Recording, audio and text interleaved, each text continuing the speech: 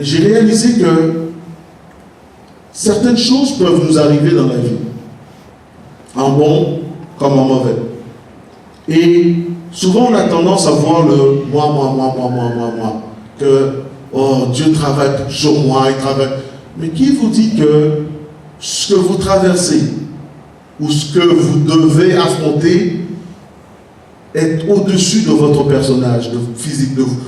Peut-être que vos difficultés sont une porte pour Dieu d'entrer pour toucher votre mari, votre femme, vos enfants, un collègue au travail. Mais nous, on a tendance toujours à regarder le moi. Dieu est en train de travailler sur mon caractère. Oui, c'est vrai, certes. Mais la Bible ici dit, je jugerai la nation. Au fait, on voit que Dieu a envoyé le peuple d'Israël, oui d'accord, pour qu'ils entrent dans la terre promise, en Égypte, mais que l'envoi des 400 ans avait un but encore plus grand que seulement le peuple d'Israël. C'était pour juger les Égyptiens qui adoraient des faux dieux. Vous comprenez? Et ici, nous voyons que Dieu peut faire de même. S'il l'a déjà fait dans le passé, peut-il le faire encore aujourd'hui? Peut-il, au travers de vous, à aller chercher des personnes qui sont autour de vous? Il peut le faire aujourd'hui encore. Amen? Amen? Alors aujourd'hui, on va voir l'histoire de Joseph, comme je disais. On va finir avec ça. Qui était Joseph? Joseph était l'un des plus jeunes fils de Jacob. En fait, il avait un autre petit frère, Benjamin, mais c'était le fils aîné de la femme chérie de Jacob, le papa de Joseph. Ses grands frères voyaient qu'il était le préféré de leur père. Joseph avait le droit d'avoir des nouveaux habits, il était toujours avec papa. Et lorsque vous avez une famille nombreuse de plusieurs enfants, c'est très dangereux d'avoir un préféré. C'est toujours facile lorsque vous avez un enfant unique. Lorsque vous en avez deux et plusieurs, c'est un danger. Amen. Alors les enfants, les frères de Joseph étaient jaloux et ils ont commencé à le détester. Les choses sont devenues pires quand Joseph leur a parlé des rêves étranges qu'il avait faits.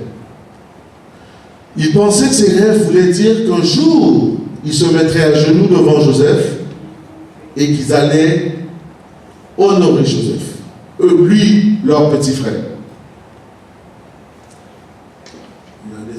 Ok. Cela devait être insupportable pour les frères de Joseph. Alors ils ont commencé à se dire qu'il fallait se débarrasser de Joseph. Les frères de Joseph ont commencé à dire il faut qu'on se débarrasse de Joseph.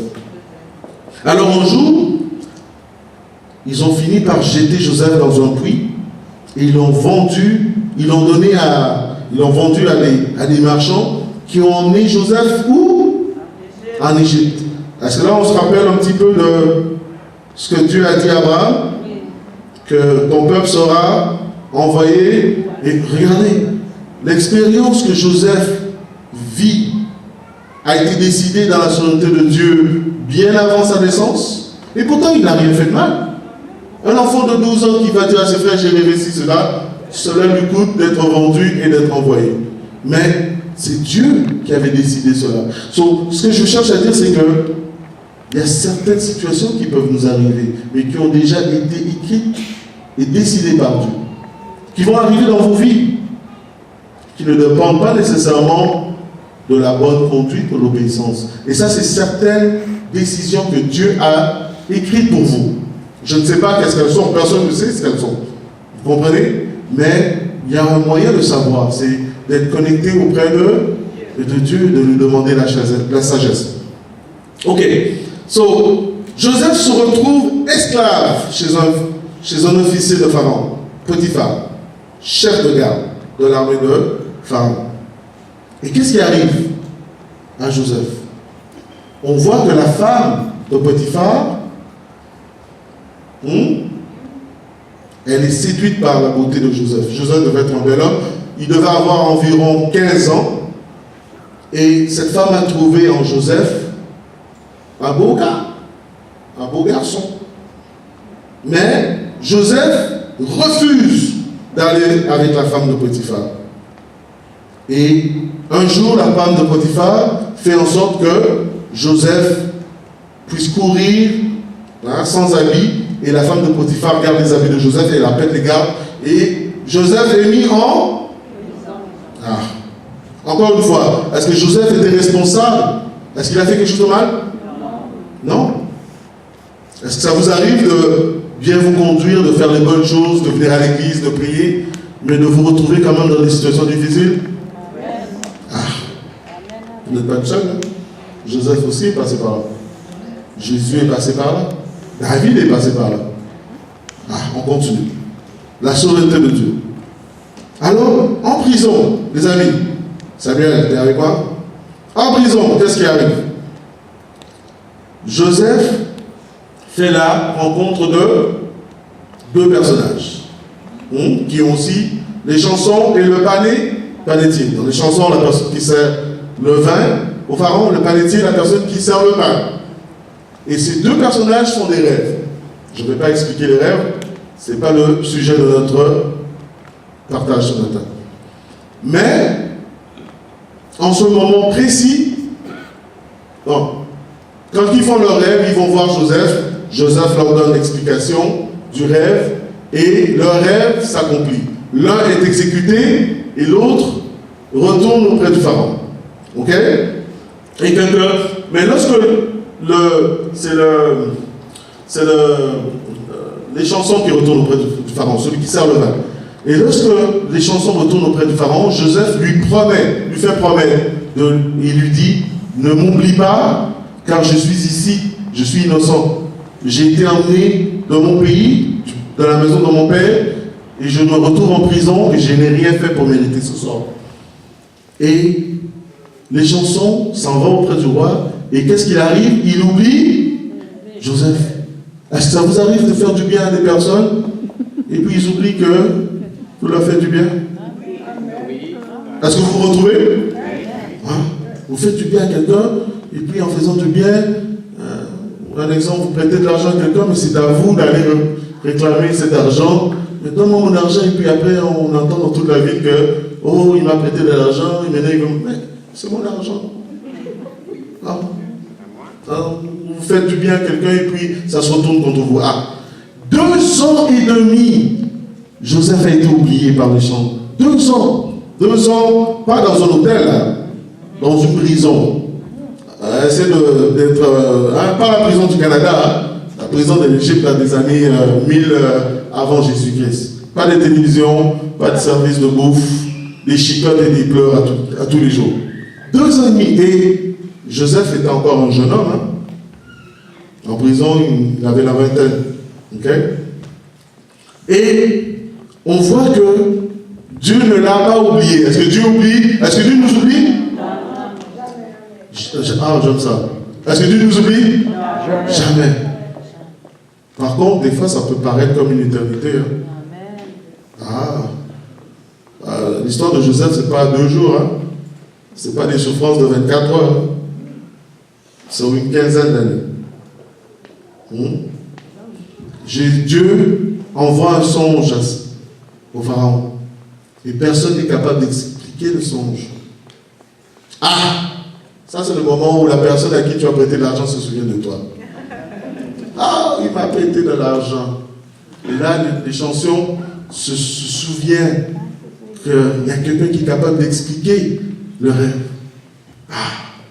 Il va dire au pharaon, Pharaon, je ne voudrais pas, j'aime ce qu'il a dit au pharaon, je ne voudrais pas rappeler la faute de ton serviteur, parce qu'il avait eu peur, mais il y a quelqu'un qui peut expliquer le rêve que tu as fait.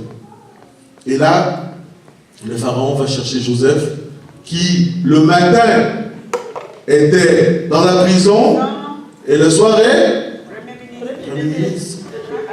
Là, j'ai accéléré, parce que le temps me presse. Le matin, il s'est réveillé prisonnier. Le soir, il était Premier ministre. Le matin, vous pouvez vous réveiller avec un gros problème. Et à midi, Dieu peut faire. Amen. Amen. Dieu est souverain. Il est souverain. Dieu est souverain. Merveilleux est notre Dieu. Tu es Dieu et tu fais le grand prodige. Nous élevons. On peut se lever. Devant nous.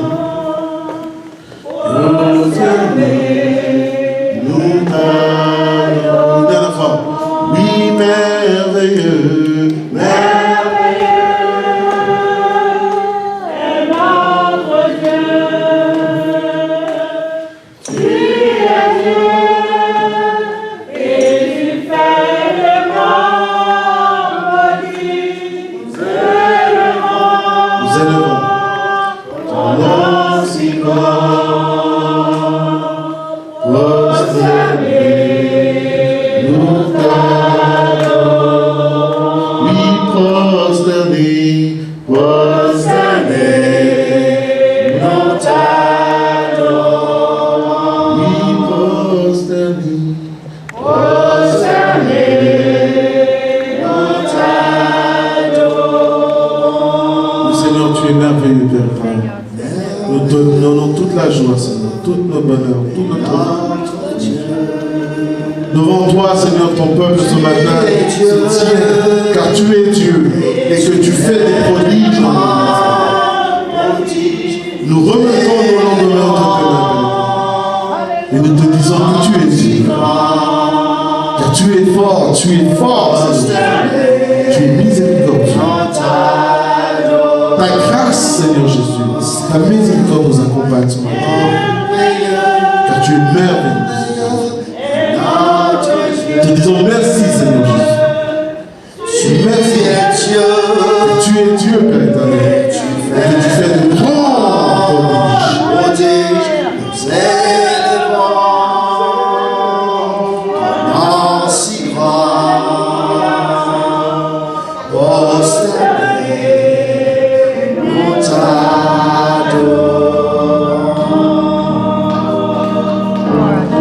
Oh Seigneur.